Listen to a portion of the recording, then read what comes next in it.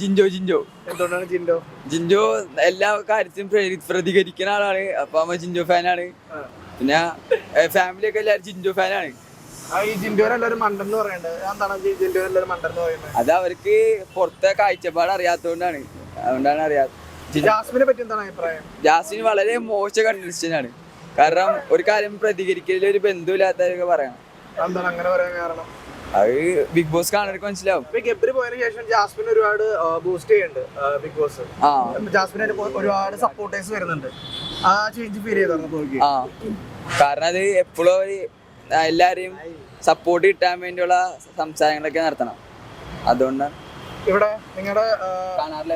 കാണാറില്ലേ? എനിക്ക് അറിയാവുന്ന ആരാണ് ഇപ്പൊ ബിഗ് ബോസില്?